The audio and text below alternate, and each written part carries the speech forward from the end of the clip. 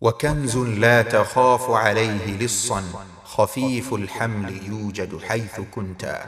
بسم الله الرحمن الرحيم. الحمد لله والصلاة والسلام على رسوله صلوات الله وسلامه عليه. أما بعد، معنا الحديث الأربعون من هذا المجلس المبارك، مجلس كتاب الأربعين النووية. Tukiendelea na hadithi ya 40 katika kitabu chetu cha al-Imam an-Nawawi rahimahullahu ta'ala. Hadithi ameipokea Ibn Umar, Abdullah ibn Umar radiyallahu anhuma qala akhadha Rasulullah sallallahu alayhi wasallam bimankibaya faqala, Mtume sallallahu alayhi wasallam alinishika katika mabega yangu na akasema kuniambia mimi, kun fi dunya, ewe Abdullah, kuwa katika dunia hii, ishi katika dunia hii, kaannaka gharibun, kama kwamba wewe ni mgeni, au abiru sabil, au mpita njia tu. Wakana Ibn Umar, na alikuwa Ibn Umar radiyallahu anhuma, baada ya maneno haya alikuwa akisema, idha amsaita, pindi utakapopambazuka wewe jioni, fala tantadhir as-sabah, usisubiri asubuhi ifike, fanya kadiri ya uwezo yale unayoweza kuyafanya katika khairi.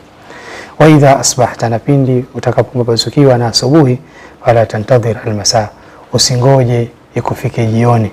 Wa khudh min sihhatika, natumia wakati wa afya yako, limaradhik, kwa ajili ya kuweka nafasi wakati wa ugonjwa wako. Kwa nini anasema hivi? Kwa sababu as-sahih al-muafa, mtu aliyesahihi, kiwiliwili chake kimesalimika, akawa anaweza kufanya yale yaliyoamrishwa na Allah, akiwa ana kawaida mtu ya kuswali usiku, haji sala, anafunga saumu za sunna, basi hata anapokuwa mgonjwa anaendelea kuandikiwa ule ujira wake. Kwa hiyo tumia fursa Muislamu katika wakati wa afya yako, ukitaraji utakuja kulipwa pale utakapofikwa na ugonjwa wewe, kwa yale unayoyafanya wakati wa uzima wako.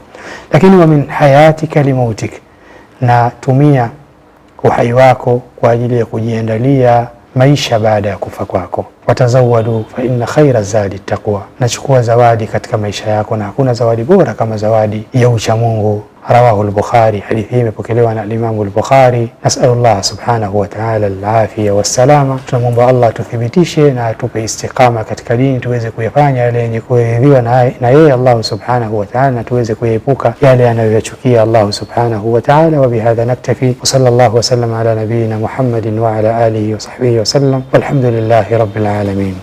وكنز لا تخاف عليه لصا خفيف الحمل يوجد حيث كنت.